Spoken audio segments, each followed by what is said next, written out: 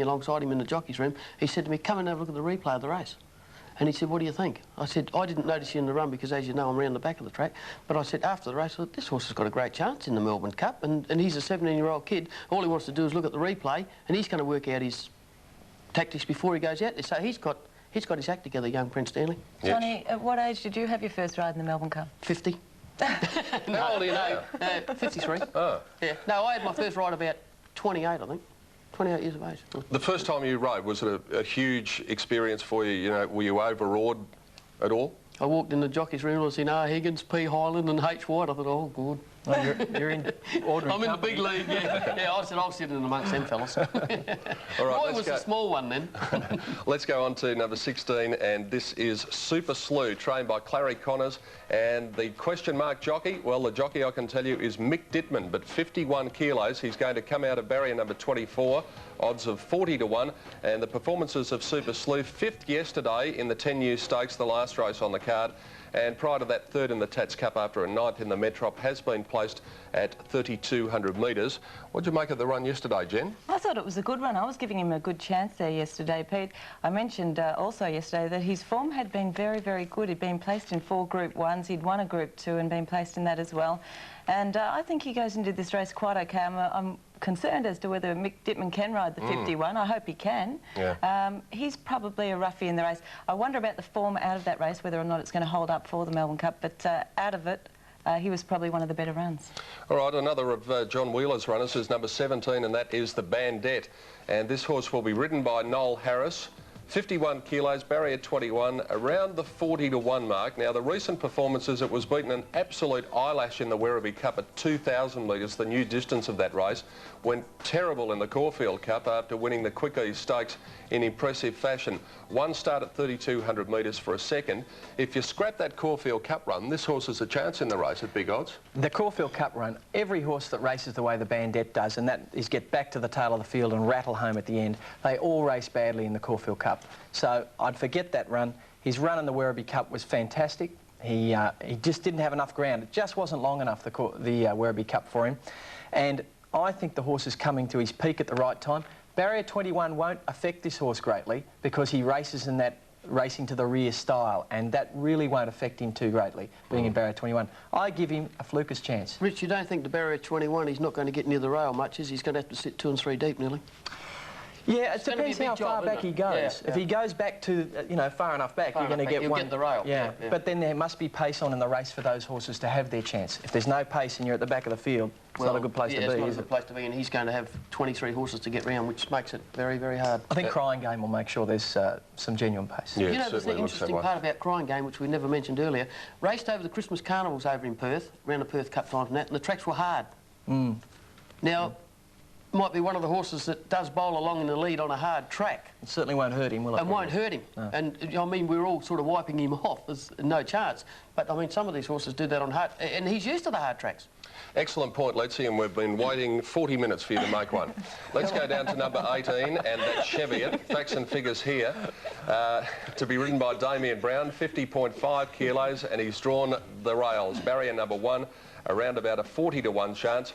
And his recent performances, 3rd in the Moonee Valley Cup was OK, last in the Caulfield Stakes he was outclassed. Prior to that, 3rd in the wet at the Turnbull, first start at 3,200 metres. Here he is again, John Letts. Yes, I do think that Istedad will hold him, and Istedad held him well in the Moonee Valley Cup, and I think it'll hold him again tomorrow, on Tuesday.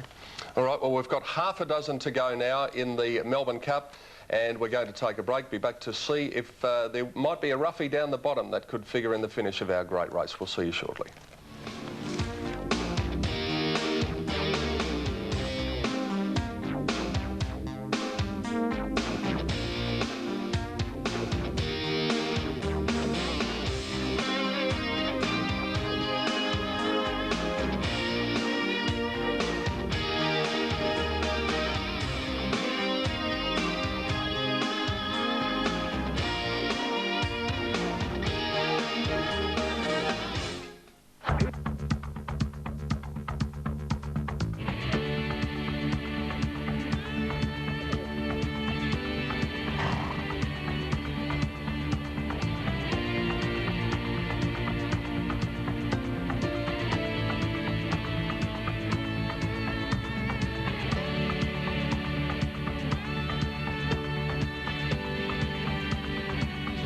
Yes, all of the hard work becomes worthwhile round about this time of the year, especially when the Foster's Melbourne Cup is run. Welcome back to our preview, wherever you're watching around Australia and New Zealand. Hope we're making it a little bit easier for you to find the winner. And hope you enjoyed our coverage yesterday of Derby Day. And I must say, looking at the pictures from yesterday, the one thing I thought, Jen, the pictures from the Whitman's Lightship were absolutely spectacular. Well, it really is a great innovation. Of course, I saw it in England earlier on in the year, and it was fabulous. But one of the problems is if you've got an electrical storm or a thunderstorm, they can't use it because it's a bit dangerous for the guys up there in the blimp. Well, we're not going to have one of those. No, it's going to be mainly fine and 18. But Melbourne's always good weather, isn't it? Yeah. I mean, that's a lovely place to have it. But the main thing that you can see in it too, Pete, is if there is any interference, the overhead shot just gives a great insight to it. What about the mobile camera that runs along with the horses? Sensational pictures. Well, they're pictures that have needed to be shown in racing for, oh, God knows how long we've needed them, because they are the true pictures of the horse in motion. And it's a beautiful animal. I mean, you really got to admire that animal. And there was one picture in particular from that mobile camera yesterday, and that was the shot of the start of the Salinger Stakes, where the camera was tracking with them as they split up. I just thought it was magnificent. Fantastic. And actually, I had something on the camera in the last race. How'd it go? It ran third. Did you back it each way? Yeah, back to each way. I had to trifecta. Was it a photo finish? But Pete, you know, the aerial shots were fantastic because in the straight six, it was fantastic to see that the two horses on the inside were outclassed and outpaced all the way. Yes. Not outclassed, but outpaced. Yeah. And looking from the stand, or from just the TV, you couldn't tell the distance, you know, they were back. Well, I wonder if Circles of Gold might be in the picture tomorrow. This mare really has outstanding lead-up form coming into the Melbourne Cup. Brian Smith is the trainer. Brett Preble, who rode so well in the first yesterday. He takes the ride at 50.5 kilos, barrier 7, 33 to 1. I think are quite good odds about this mare because she ran 4th in the McKinnon. That was a nice run. She ran 2nd in the Caulfield Cup and 1st in the Kunji, beating Falante there, and she's had no starts at 3,200 metres. But each way, Jen, at 33 to 1, I reckon she'll give you a big sight. Yes, I think the only query with her, Peter, is a slight distance doubt. The 3,200, she hasn't been over it. I thought her run yesterday was pretty good. She kept batting away to the line. She wasn't giving up. She's a bit one-paced, and her form prior to that had been quite good. So not the roughest, but still that slight doubt about the distance. We spoke to Gay before about fewer chosen, and this is the second of her runners. And the winner of the 10U Stakes yesterday, trained by Gay Waterhouse, of course, Darren Gauci, the rider. 50.5 kilos is a nice weight, barrier 22. If there is to be rain, he'll appreciate it. 25 to 1 chance, and prior to winning the 10U Stakes, he ran 2nd in the Tats Cup, 5th in the Metropolitan, and he has a placing at 3,200 metres. Do you think that he's up to this class, though, from the wide barrier? Well, I think he is, actually. I think he drops a lot in weight. And you see here, this is a good slogging finish in the 10U Stakes yesterday. I actually thought he got beaten because the two horses get very wide apart here. And on the camera here, it looks as though the inside horses won. But no, he's got up, he's won the race. And I think with a weight drop, and I don't think the barrier's going to affect him greatly because he drew the outside barrier yesterday.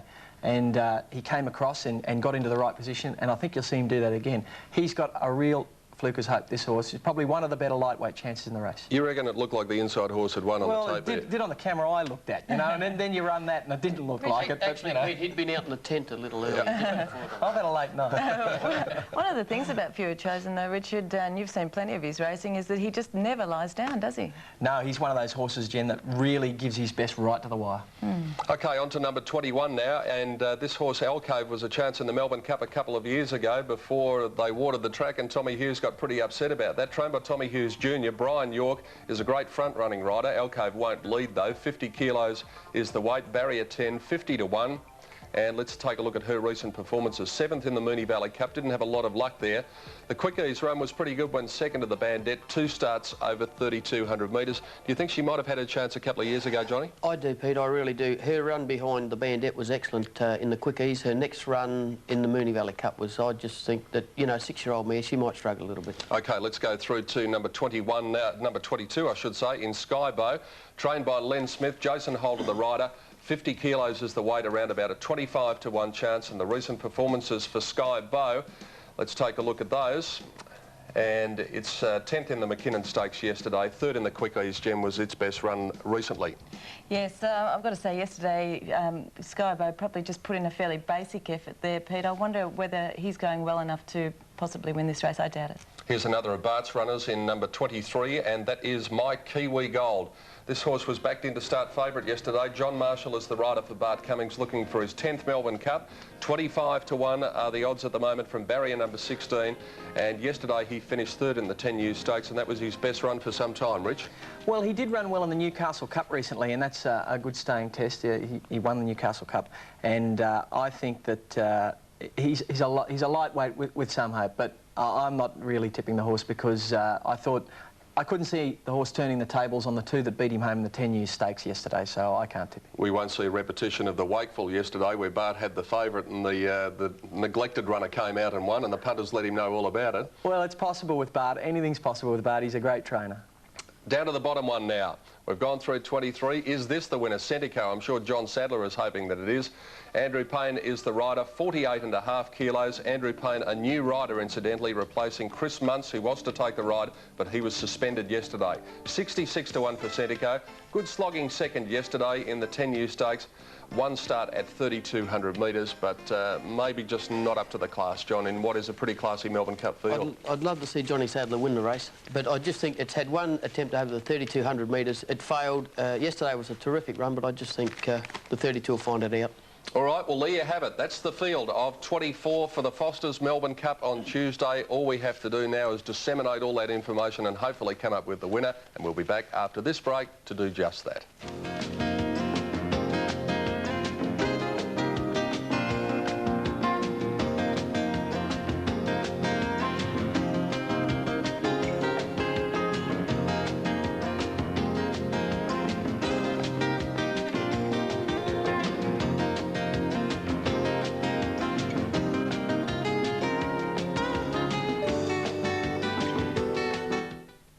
Monday.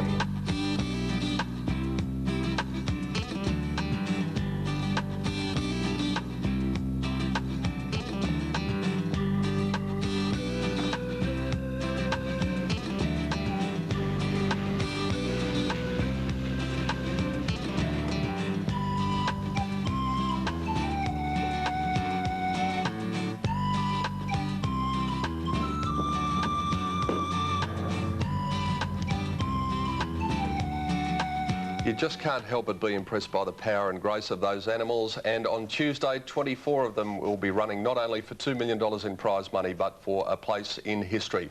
Let's check the latest odds on the Foster's Melbourne Cup and the overseas raider Oscar Schindler, the Irish horse, 7 to 2 favourite at the moment from Saintly, and Nothing Like a Dane into second favourite at 6 to 1 after yesterday's performance. Doremus is now a 7 to 1 chance, which has brought a smile to Richard Friedman's face. 8 to 1 Senator, 12 to 1 Arctic Scent, and I reckon she'll be shorter by the time they jump. 14's is to Dad. You can get 20 to 1 about Grey Shot and Beau Art. Fewer chosen Skybow, My Kiwi Gold at 25 to 1. Over the page to the outsiders, amongst them Circles of Gold round about the 33 to 1 mark, along with the overseas horse Court of Honour. Super Slewers at 40s with the Bandit and Chevy. At 50s Alcove Sapio, 66 to 1 Centico, and you can write your own ticket about the Phantom Chance and Crying Game at 100 to 1 in the Melbourne Cup. All right, we've been through the field. We've tried to steer you into a winner. Let's get the selections of the experts. And ladies first of all, Jenny Chapman. Pete, I think Ireland can take home their second Melbourne Cup here. I think Oscar Schindler is the horse to beat in the race. Number 11, the New Zealander Senator, I've put him in for second, and number 15, Arctic Scent, for third. Richard, what about you? Doremus? Well, I've been through the field, I've studied all the form, I've studied all the trainers and jockeys, and I've come up with our own horse, Doremus. Well, there's surprise, a shock. surprise. I think he's gone very well this time in. I think he's the one to beat. He's got the record, he's the champion at the track, you know, at the 2 miles, at the reigning champion. I think Istedad will run a very good race and can get right in there, and I'd have to put in for third, probably something like the mare Arctic Scent. OK, Johnny, quickly, your tips? I'm agreeable with Richard. I do like Doremus. I think he can win the race again. I think he's a better horse this year. Arctic Scent to run second. I do like Oscar Schindler to run third, and Istedad is the roughie for fourth. All right, I think Nothing Like a Dane is the horse to beat in the Melbourne Cup. I think Arctic Scent and Oscar Schindler will certainly run big races. But whatever happens, we're going to be with you from 10 o'clock on Tuesday morning for our live and exclusive coverage around Australia and indeed around the world of our great race, our truly national sporting festival, the Foster's Melbourne Cup on Tuesday. Join us from 10 o'clock Eastern Daylight Saving Time.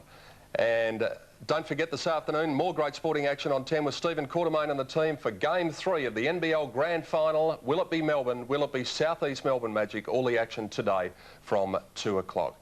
Thanks for joining us this morning. We hope that we have managed to find you the winner of the Foster's Melbourne Cup, and we'll look forward to your company on Tuesday. Thank you to Jenny Chapman, Richard Friedman and John Letts, and we'll see you all on Tuesday for our great race.